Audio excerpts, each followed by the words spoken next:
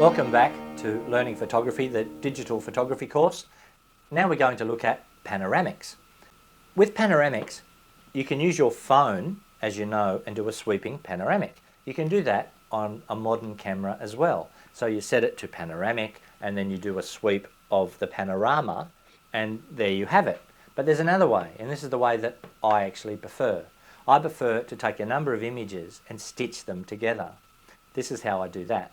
So what I tend to use is a 50mm prime lens. So I get a 50mm, this is an 85 on here, but we'll pretend it's a 50mm prime. So I get my 50mm prime and I look at my vista. And remember how I said that we look with 22mm peripheral, but 55mm direct? Consider the 20mm.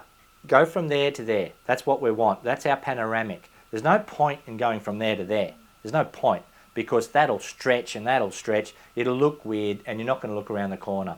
Life's not like that. Life's like that, right? That's what you see. So take that. Take it as around about 20mm and you'll be happy. So then what we're going to do is stitch them together, and we overlap in our stitching, all right? So we go 1, 2, 3, 4, 5. It could be 7. It depends on your overlapping. When you're overlapping, make sure you overlap with something that the computer can pick up in its software. And it'll say, oh, there's that thing, I'll use it as my reference point, and it's overlapped, so it's in that shot and in that shot. And so then I'll stitch that together. And the same here. There's something there that's in both shots. I can use that to stitch together. If you just take, let's say, the ocean with the sky and go across, there's nothing that stands out. It's all just water and sky and a horizon. So there's nothing there. And you have to be careful of that, even if there is mountains or the seascape to the side, because you've started with the beach or the cliffs, but then you want to sweep across a bit into the ocean. So you need to include some foreground so it can use something as a reference. Even grass in front of you, something that it can use as a reference that can stitch it all together.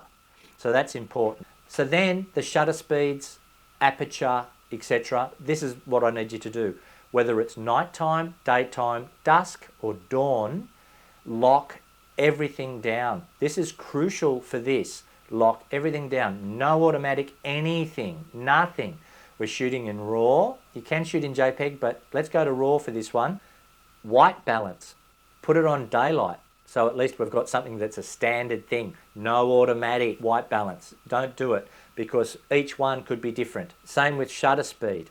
Get a shutter speed, an aperture, and ISO that complements what you're trying to do. This is where you need to experiment on location depending on what you're shooting. There's no right or wrong. It's up to you to experiment with the big three. Let's say a daytime shoot, you could quite comfortably go to f8, 100 ISO, and go to 200 or 250 of a second, and you're in the ballpark.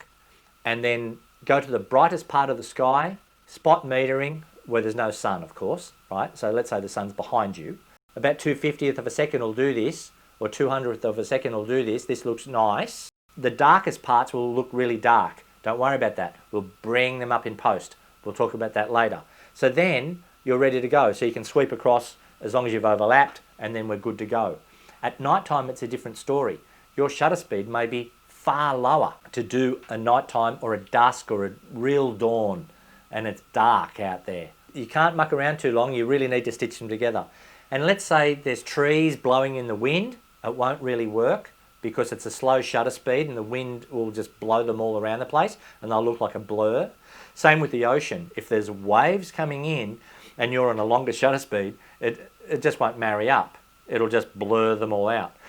Or as you're sweeping across, if you're taking too long in your sweep, the waves won't match up because you've taken one wave here and now it's moved further towards the beach and it's here, and it won't marry up. Also take into consideration the foreground. If it doesn't look good, move. Find the best location. You may even need to drive or get on your bike again. You move to a place where the rule of thirds still applies. You need good rule of thirds going on here. I need a nice foreground, middle ground and top ground.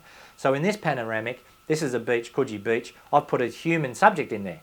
All right, I didn't put them there. It was just two girls walking along towards the baths. But it made an interesting shot because it's a typical summer's day at a Sydney beach. Here's another beach shot, and this is one of my favourite beaches in Sydney. It's called Bronte Beach, beautiful beach. And the reason why I took this, even though it's not a beautiful sunny day, it doesn't need to be. What happens here is that the waves were colossal. They're really, really massive. And so it can have a bit of a grey sky, it doesn't matter. It's a big surf day. It doesn't need to be sunny. As a matter of fact, when you're surfing, you don't want it too sunny, you don't want the sun in your eyes. Stitch your panoramics together. Here's one of the mountains that I've stitched together. It reminds you of the day. Some can be so long because you've chopped out a lot of the sky or the foreground that they're interesting when they're printed and put on your wall. But have fun with panoramics. So now, thank you, please subscribe, like, hit the bell. Now what we're going to do is move on to post-production.